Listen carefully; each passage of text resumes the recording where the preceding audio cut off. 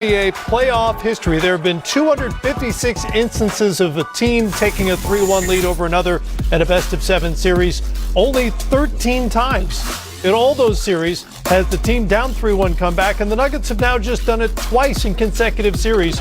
First team ever do that twice in a single playoffs. An absolute stunner of a result. Raise your hand if you had the Nuggets in the Western Conference Finals when they were down 3-1. Okay, now put your hand down because you're lying. No one believes you. That's the Hall of Famer Isaiah Thomas. That's Caron Butler.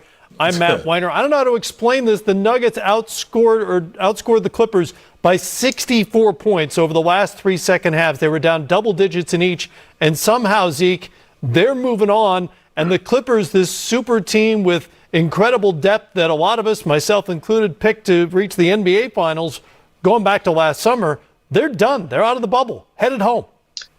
You know, the Clippers never could figure out the 1-5 screen and roll, and I look at Joker and I look at Murray and the 1-5 screen and roll, and it reminded me a lot of Laimbeer and I in terms of pick and pop. Laimbeer not nearly as great a passer as the Joker, but in terms of stretching the defense, knocking down the three, and then being able to pass to different people. I mean. And the Clippers never could figure it out. Now, the Joker went inside, and when he went inside, you know, the game was over. I mean, I felt Murray and the Joker and Jokic, they really not only dominated the game, but offensively, every time the Clippers tried to do something defensively, they had a counter with a stretch or a post. Nikola Jokic dominated is the word, Zeke, dominated the game and only took 13 shots, which is just extraordinary. The Nuggets executed that pick and roll, and as you mentioned, the Clippers could never find an answer for it. But at the same time, LA once again, Caron, had a double-digit lead, and a lot of people watching this series and the games within this series are saying, what happened to this team down the stretch in these instances? It's all about the Denver Nuggets, and I was blessed and fortunate to do an internship with Tim Connelly, Calvin Booth, Josh Kroenke. Those guys let me come over in my transition on working in this space after I retired. And I watch, Coach Malone say that we're a couple years away from being a couple years away. Then the development of Murray and then the development of Joker to saying that, you know what, we just need a few more pieces and we're going to get there. Adding guys like Grant and different pieces to that nucleus. They're ready for the moment. And we still thought that it was a year away, going against the Los Angeles Clippers because they possess so much firepower when you're talking about the reigning finals MVP and Kawhi Leonard coming over to join that team, with Paul George joining that team, with already that production off the bench and that firepower and Lou Williams and Montrezl Harrell and the coaching staff in place, Jerry West over there as well. But the Denver Nuggets, this is all about them. I know that we're going to talk about the Clippers because we just saw one of the biggest upsets, I feel like, in sports history when you talk about all the things that they was, expected to be, expected the series, the Battle of LA and everything. But you got to give a ton of credit to Jamal Murray and all those guys for just stepping up, being present in the moment, because clearly the Clippers was not present in the moment. They took advantage of the situation. When you talk about the Denver Nuggets and their young talent, they believe. Even when they was down 3-1, they believed. In the series prior, and they was battle-tested from that hardship of last season, exiting in a fashion that they wasn't okay with. Mm-hmm. And they came back, and this format, they really feel some way about their talents and what they can do. And immediately in that post-game interview, that walk-off, I'm sorry that I'm long-winded, but everybody said, you know what about the Lakers? Look, we got talent over here too, and we feel like we can upset and beat just about anybody, so let the chips fall where they may. Big ups to the Denver Nuggets and what they was able to accomplish. Absolutely. At the same time, as you mentioned, a lot of the focus will turn to the Clippers and what went wrong here. And think of this in a historical context as well. The Clippers' history is full of mistakes. It's full of bad fortune, much of it self-inflicted, admittedly. This was the 8th time they had a chance to win their way into the conference finals, and they are 0-8 in those circumstances. And tonight, their biggest stars, the coups of last summer's spending spree and acquisition spree, just didn't play well tonight. Kawhi Leonard and Paul George, a combined 10 of 38 for 24 points as we check the shot chart presented by Kaiser Permanente. Zeke, was there anything about the approach from Kawhi and PG that stands out to you tonight that just wasn't effective?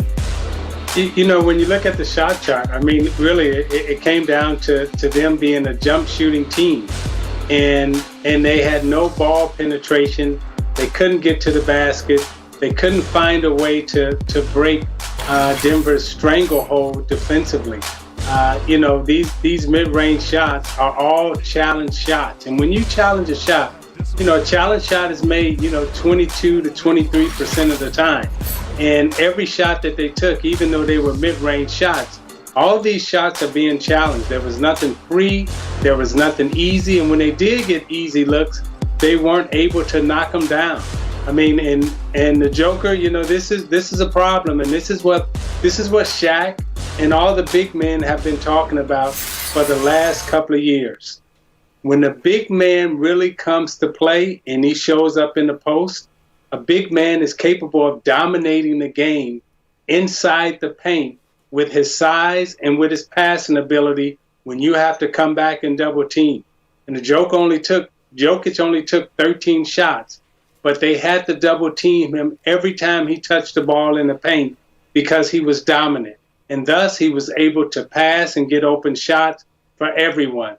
So the Lakers, they have two defensive centers that can match up inside with Jokic, so they'll have a better defensive presence. But I thought the Clippers had no defensive interior presence when Jokic went inside. Consequently, they had to double team him. When they double teamed him, he made them pay every single time. It was fascinating for a team full of good defenders. They just could not solve the Nuggets puzzle. Here's head coach Doc Rivers. Everything that started with the season, with the talent on hand, the stated desire to win a title. What does this feel like after these last 3 games? Just disappointed. I thought we had so many opportunities over the last 3 games to win. But listen, you got to give Denver credit. They kept playing, they kept executing, they kept playing together. So right now it's just disappointment. Honestly, I thought you could just see the difference in the two teams. That team's been together. We haven't, and you can see it as the games went on. They just knew each other so well. I thought offensively, even though listen, we had great shots. Great shots all night.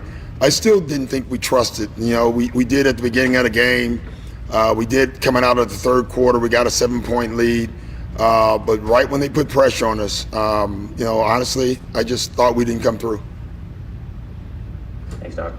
We'll go to Ohm. Hey, Doc.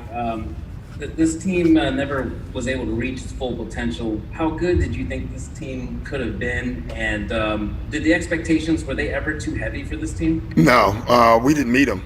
That's the bottom line. I'm the coach, and I'll take any blame for it. But we didn't meet our expectations, clearly. Because we had, in my opinion, we'd still be playing. We'll take a question from the bubble with Dan. Doc, Game 7's a lot of times the stars are supposed to. Well, Game 7's our make-miss game at the end of the day. Is that what those two guys just missed shots? I don't think it was those two. I just think as a group, it wasn't just those two. If you look at our shot quality, it was pretty dang good, but the ball didn't go in. And, on those nights, you hoped that you can lean on your defense. And I just didn't think, even though numbers say we were a good defensive team, I just didn't think we ever realized that part of our game at all. We'll stay down there. Let's get to Kawhi Leonard, who falls short of expectations in his first year with the Clippers. Tough night and a really tough series to swallow. So much has happened in the NBA bubble. So as the journey comes to an end, we're just asking players to give us their last words on their NBA bubble experience. I'm glad that we got a chance to finish out the season. NBA did a good job of hosting this event and letting players come out and play. Thank you. Any more from the bubble? Yeah, we got 2 in here. All right, who's up in the bubble? Hey, Kawhi Stan. Kawhi this year from a life-changing free agency decision to Kobe, the pandemic, to this disappointment. What's this journey been this year? It's been shocking. You know what I mean? Like you said, pandemic, a legend. Passing away from a crazy accident, and us coming here to Lake Buena Vista to play these games. It's been hectic, but I'm happy. I was just telling him I'm happy that we got to play basketball again, and it probably kept a lot of us upbeat.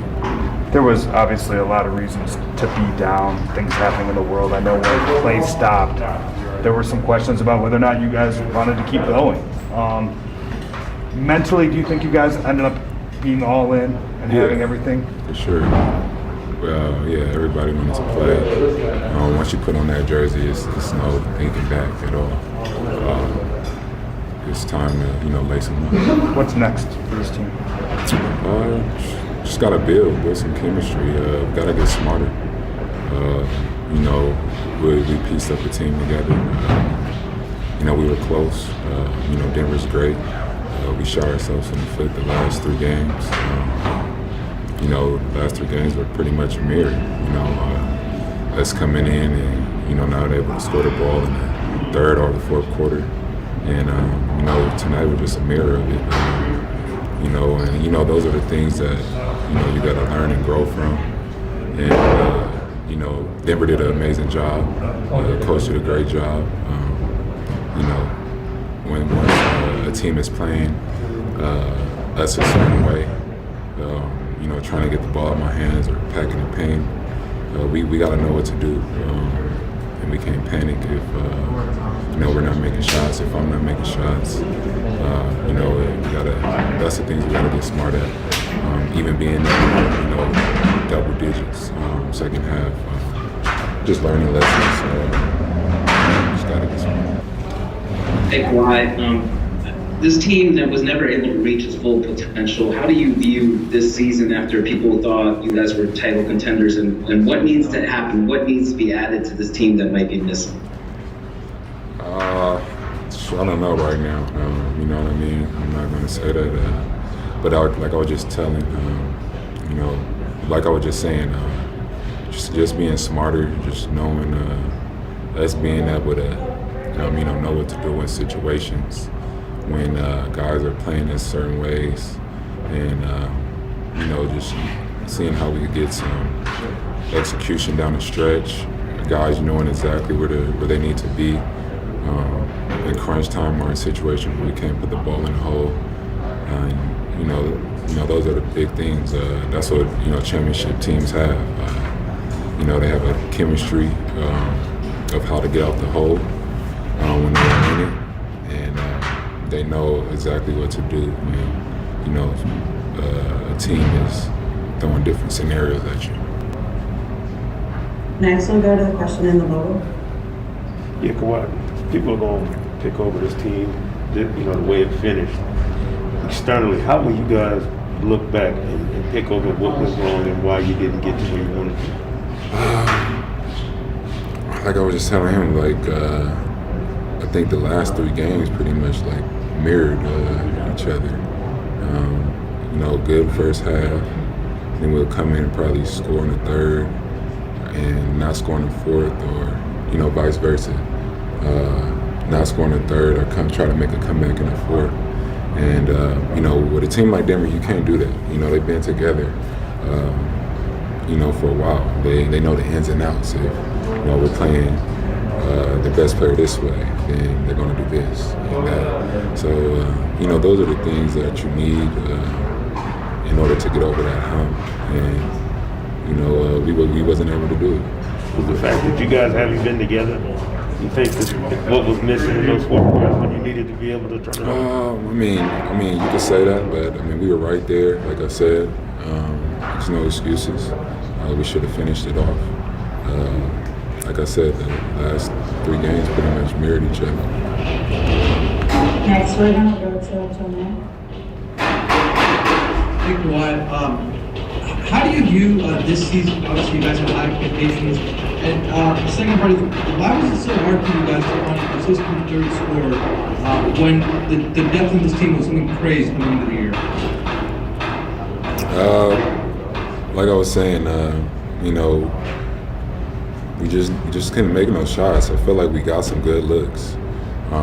You know, that's when it comes like to the team chemistry, just knowing, you know, what we should run to get the ball in spots, or just if someone's getting doubled or they're packing the paint, trying to make other guys make shots. And we got to know the exact spots we need to be in, and you know, just got to carry over and, you know, just get smarter as a team. You got to have a smart, get smarter. Basketball IQ got to get better. Okay, thank you, Kawhi. You're done. Thank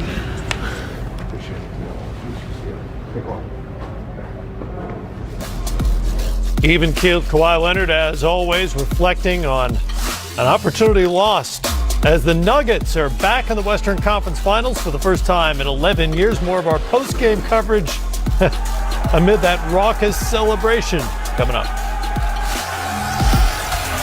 In Conference Finals, here's their head coach, Michael Malone. Katie, go ahead. Coach, happy birthday. How about that? Describe the atmosphere in the locker room with you guys. We saw a little clip of it, but water bottles everywhere. Yeah. How proud are you of this group? So proud. I mean, all the guys committed, never got down, believed in each other, believed in themselves. In light of, you know, all the noise outside of this series that we had no chance, we had people guaranteeing it, and we found a way to beat a really good team 3 times. And I've run out of things to say, you know that, Katie, but Jamal Murray, 40 points in a Game 7. Nikola Jokic, a triple-double in Game 7. And our defense, you know, I mean, that's a common thread here, and both come from behind series wins. Utah, now the Clippers. I thought our defense the last 3 games was just incredible. We have a special group. We still have a lot of work to do. Western Conference Finals. We know we're playing a very talented and well-rested Laker team. But I do know this. Our guys are up for that challenge. All right, next we'll go to Mike Singer. Mike, go ahead. Hey, Michael. What does it say about your team that just even getting to Game 7 wasn't good enough? That there was still more to attain and more to... goal was never get to a Game 7. You know, our goal when we started this whole season was to win a championship. And as outrageous as that may sound for people outside of our group, we never lost sight of that, and we kept our belief in that. And I think it's been evident in the first round, down 2 starters, other guys step up. We get Gary Harris back, and you know, down 3-1. I think this is our 6th straight elimination game, 71 days in the bubble, and just to stay together. You know, that commitment, that toughness is, you don't see that around very often. So that speaks to the guys in that locker room and how much they truly love each other and care about each other and are willing to fight for each other. And that's why I enjoy being around this group every single day. Enjoy the journey, but more importantly, enjoy the journey with those guys in that locker room. And it's just an amazing feeling. All right, next we'll go to Mark Kislow. Mark, go ahead. Congrats, Coach Buttermaker. Nicely done. I appreciate it, Kiz. Jamal Murray, 20 points in the second quarter, and that in itself is pretty. All right, from Michael Malone to Paul George, disappointing finish to his first season as a Clipper. What additions or what changes to the roster would you like to see? None. First year together. You can't even say we want to change our roster. We like what we got. I mean, we've been saying it all year. It's just chemistry, being together. The more we can be together, the better we will be. It's year one. We got a lot to reflect on, a lot to look at going forward and to get better with. A question from the bubble from Mark Spears. Well, you talk about the fourth quarter. That's kind of blowing your mind when you saw that things weren't coming. I mean, they made shots. They made shots. It's been really the tail of the series. They've been making shots, playing at a faster pace. You know, and they got free tonight. Thought Jamal got free. Jokic made big plays, kept the ball alive, big rebounds. You know, they played well. They played well to close the game out tonight. But I mean, you personally. How did I feel? Yeah. As they're making shots? Yeah, is that as the fourth quarter was unfolding, I'm sure you're pretty shocked. I mean, from my perspective, just keep fighting. Keep fighting. Try to see the ball go down. You know, we kind of got cold in that fourth. All we could do is fight at that point. We tried to get stops. We tried to, you know, force them into turnovers. They did a great job of playing through that. They made big plays, big shots, and you know, it just looked like we couldn't get enough stops that we needed. We'll stay down there and go to Dan. You talked about kind of the second half of going cold. Was that compounded by the fact that it happened in Game 6 to almost exactly the same way that happened again in Game 5? Did that cumulatively just build on you guys, the fact that it happened kind of 3 nights in a row? No, I wouldn't say, you know, I wouldn't necessarily say that.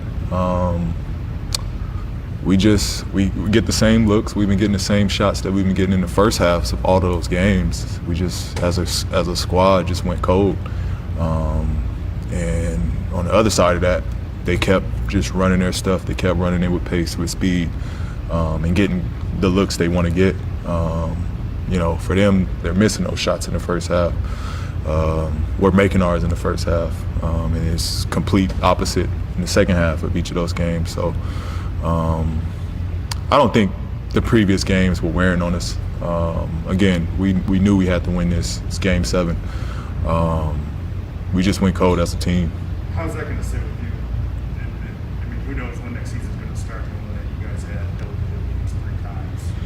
Well, that hurts. That hurts. It hurts. It hurts, but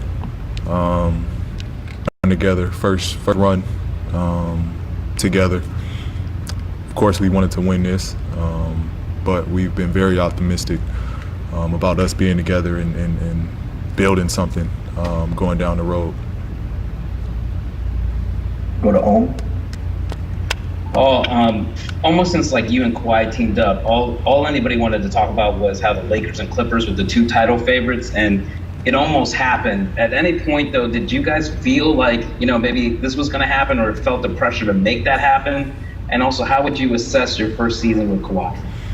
I mean, it was great. A great first season with Kawhi. You know, still learning, figuring each other out.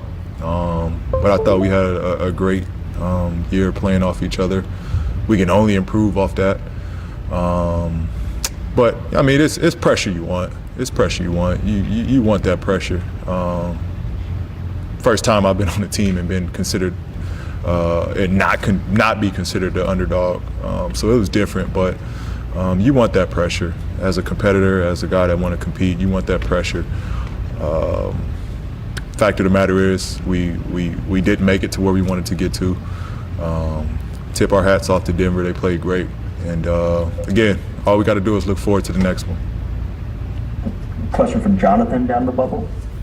Over here. So much has happened in the NBA bubble. So as the journey comes to an end, we're asking players to give us their last words on their NBA bubble experience.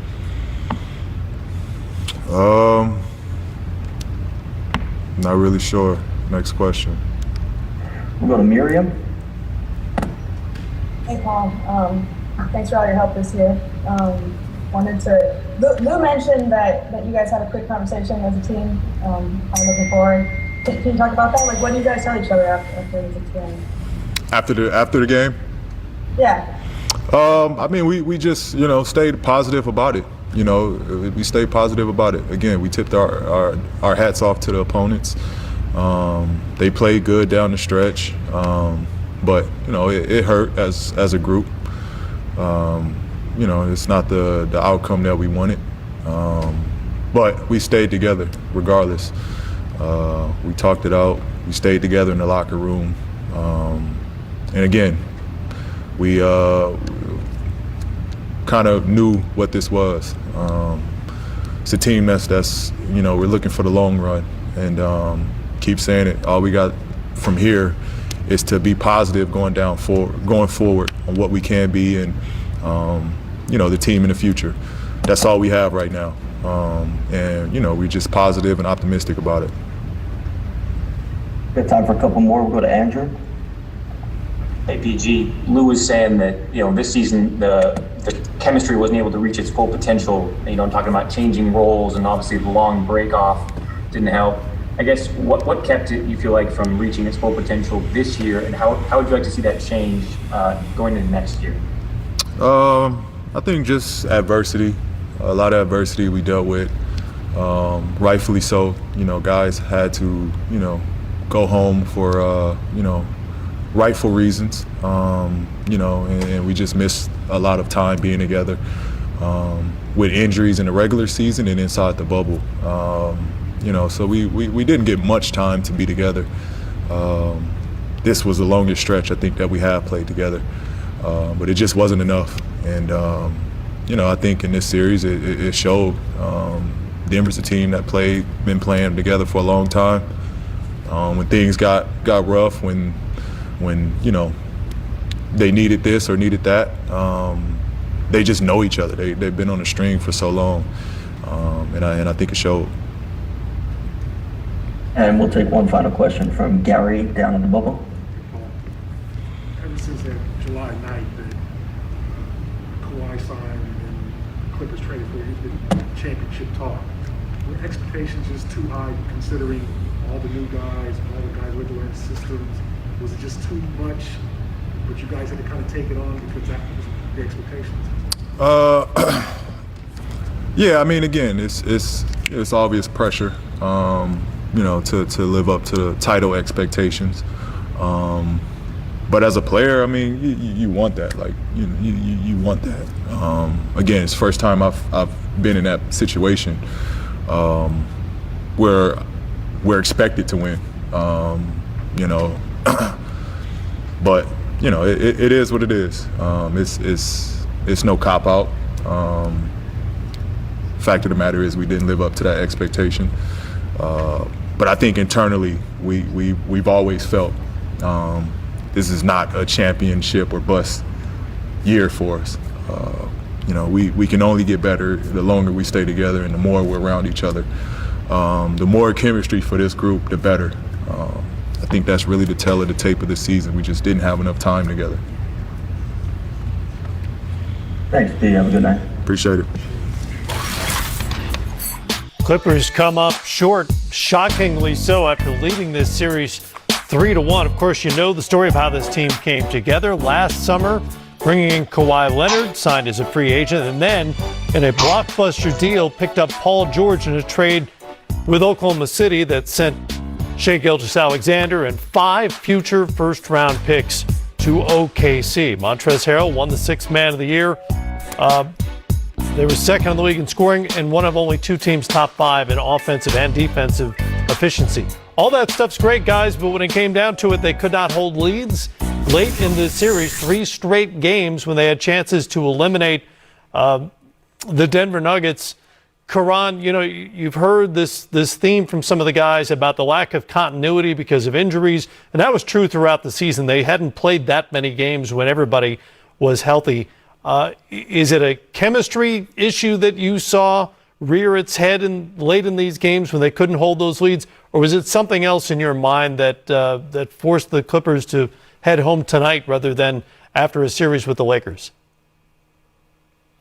I think it was a combination of, many things. When you think about chemistry, Paul George, kept touching on that in the post-game interview, and that definitely was part of it. And then the lack of games, and that was by design because we knew that Kawhi Leonard was going to come in and not play pretty much more than 58 to 59 games this season because of load management. And that was something that worked while he was in Toronto, and it was extremely successful. They was able to hoist up that trophy at the end of the season, and that was the same thing that they wanted to recycle and do, with the Clippers. But I felt like it affected them because Paul George missed time, and then he missed time, and then all of a sudden other guys got it going, and you even had moments where Montrezl Harrell has spoken out, talked about chemistry issues in the midst of the season prior to the pandemic hitting and the stoppage of play. And then fast forward to now, I think that everybody was playing on the even playing field.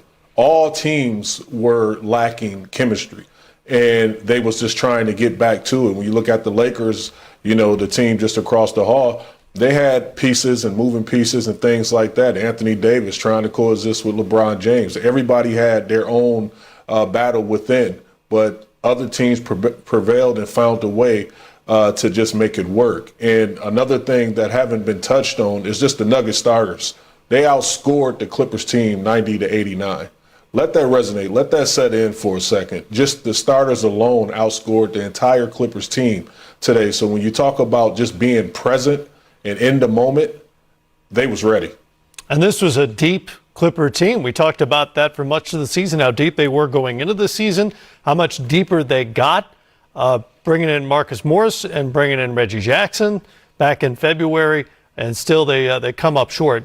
Zeke, what did you see on the floor that the Clippers lacked when it came to winning time in these last 3 games?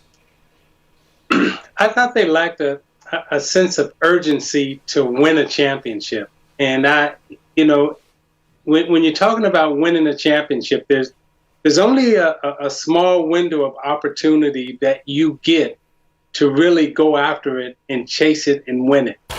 And, it didn't seem like the Clippers to me understood that, hey, this was their moment. This was their chance to really do something great collectively that, some of them had never done or experienced. So I didn't sense the urgency to win the championship.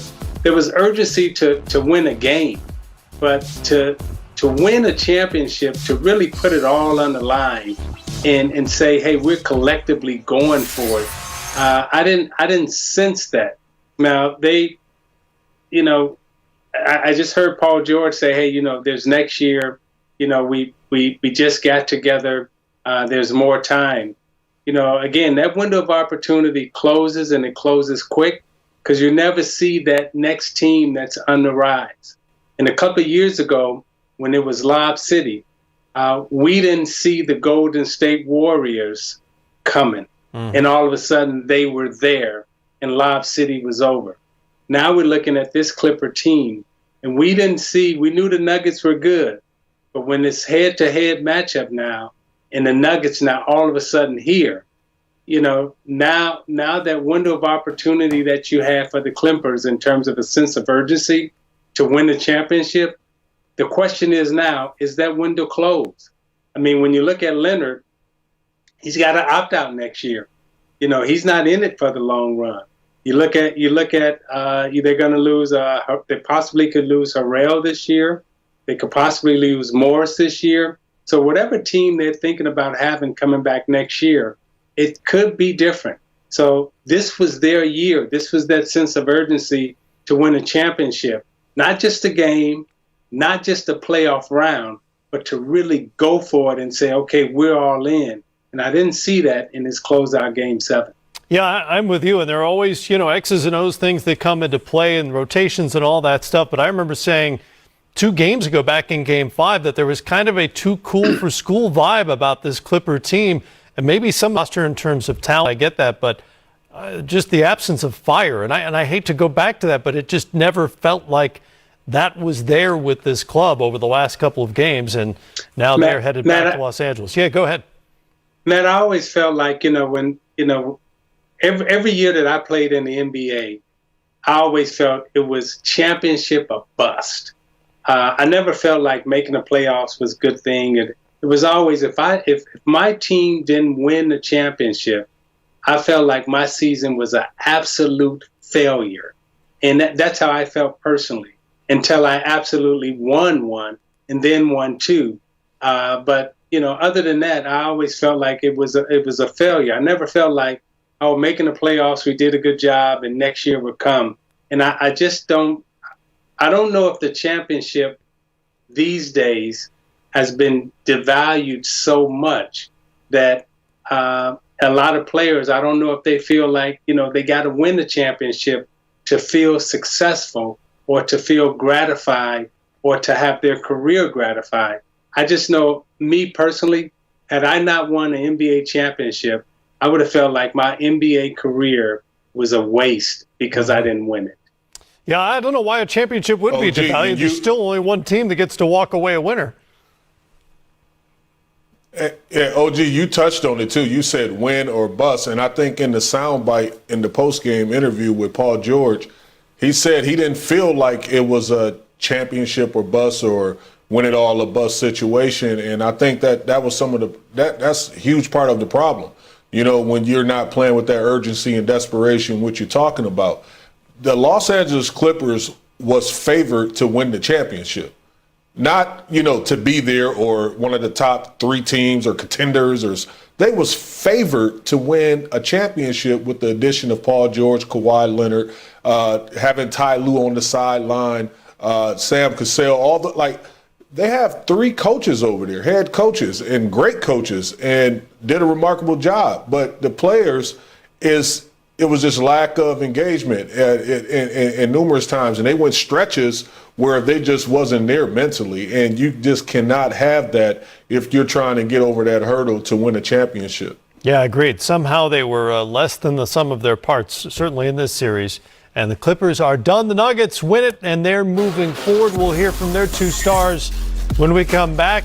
A 40-piece from Jamal Murray, a triple-double from Nikola Jokic, both due with the microphone.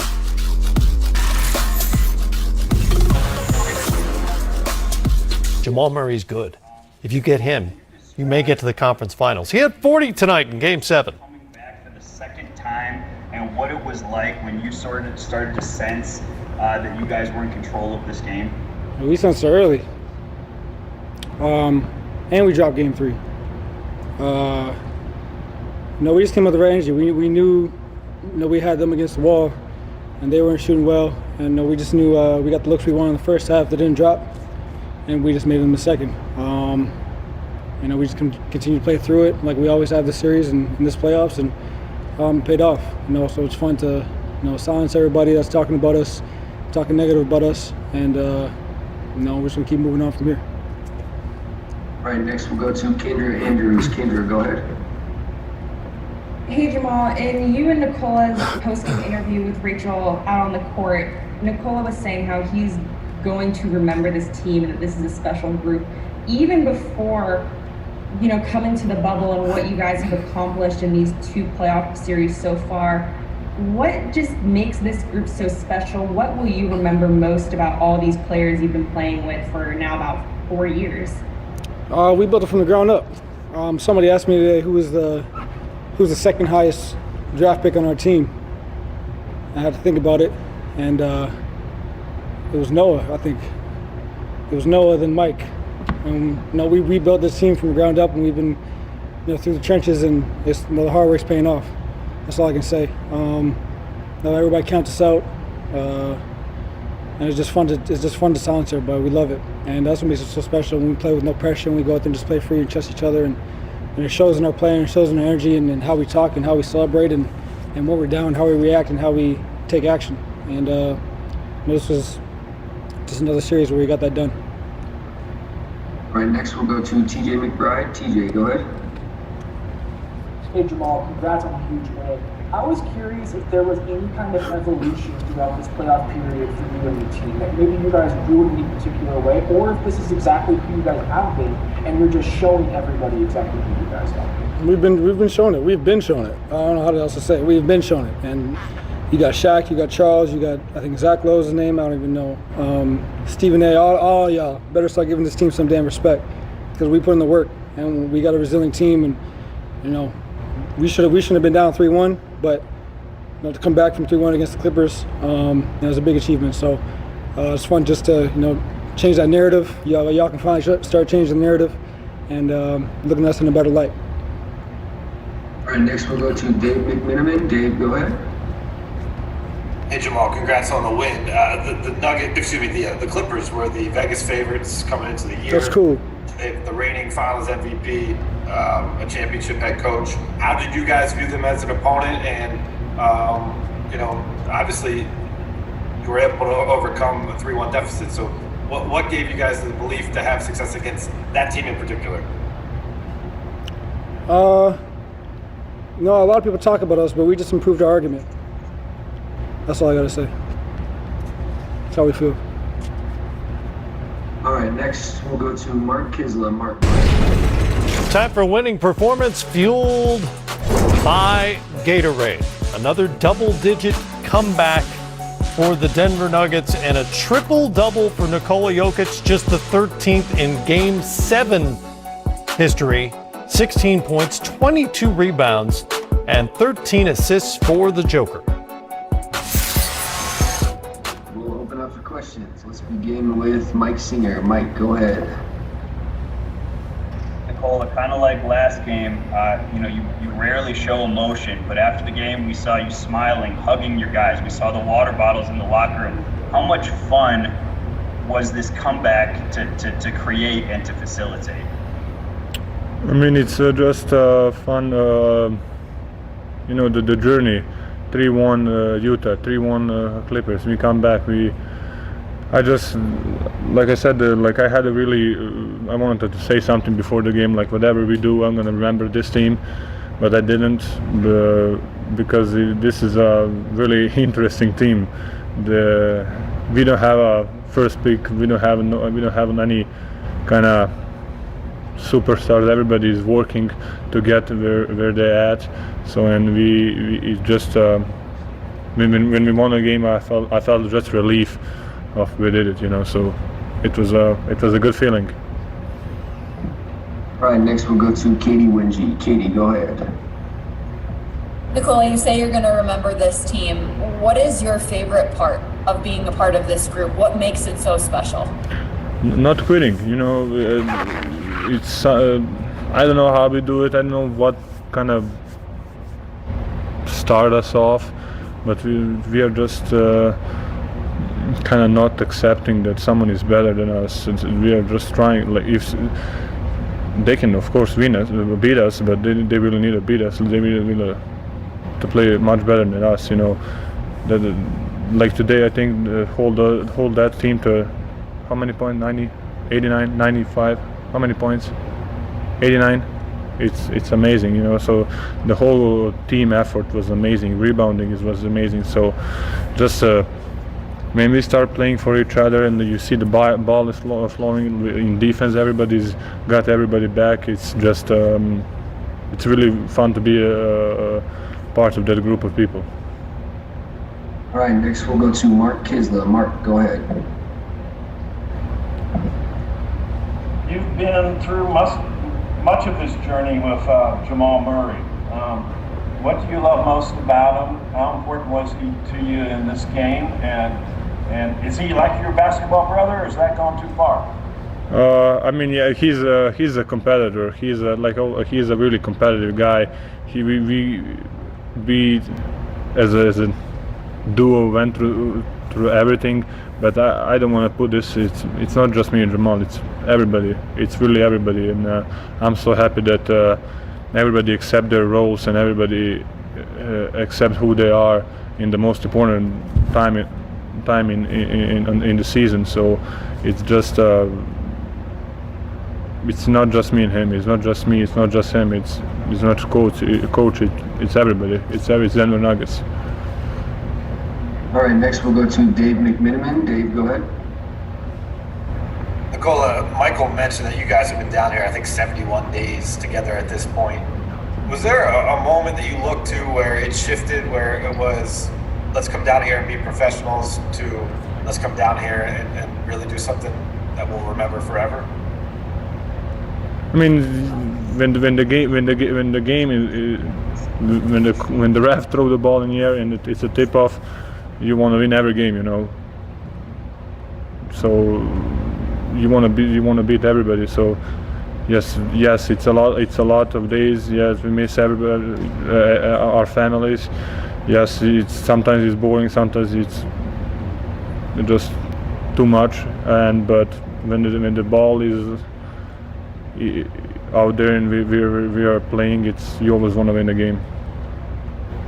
All right, next we'll go to Nikola Jokic, another triple-double, the fifth of his young postseason career. He was the best player in this series.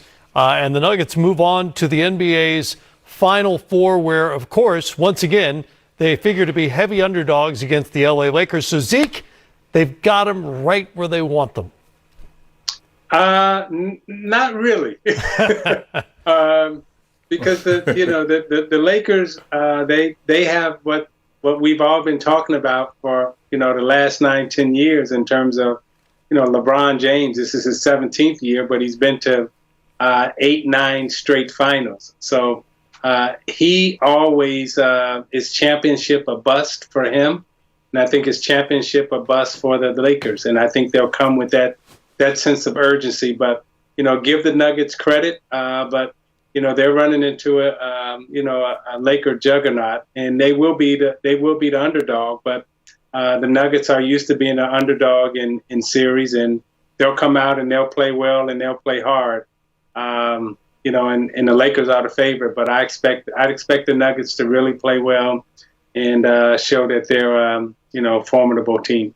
You could hear sort of the chip on Jamal Murray's shoulder verbally when it was mentioned that the Clippers had been heavy favorites. The Lakers will be the same. What kind of chances do you give the Nuggets against the other LA team? I mean, I give them a fighting chance. And when you look at the dominance of, what, OG just touched on, when you talk about LeBron James and what he's been doing for years, you still got to look at the Denver Nuggets. And I think that they have become everyone's favorite, as far as like just watching them play and in this climate and embodying everything. Jamal Murray had a Hall of Fame walk-off interview in his post-game, one of the post-games that he had played in, where he was just talking about the pressure and just, dealing with all of that and still going out there and finding a way to impose his will on the game and having those, this astronomical performance from a number standpoint. Look, I give them a fighting chance, and it's not going to be an easy out. They have depth. They have belief. They believe that they can beat anybody. You hear it in their leader's voice from Joker and Jamal Murray, and let the chips fall where they may. I know we're in for one hell of a Western Conference Finals. Well, it's Karan, and Matt, I would say, Murray has a chip on his shoulder, and they feel like they're the underdog. But let's be real. You should be the underdog. It's not like you've been winning championships in this league. Mm-hmm. It's not like, the Nuggets, you've been on the rise. And now you got to go and do it. And I think what has happened in this era of basketball, people get trophies before they've actually gone and done it. So right now, you're sitting in the right position, the Denver Nuggets. You are the underdog. You should be the underdog. Now you got to go prove it. And you got to beat the team that's supposed to be better than you, just like you just did tonight. And that's what you got to do. That's how it goes.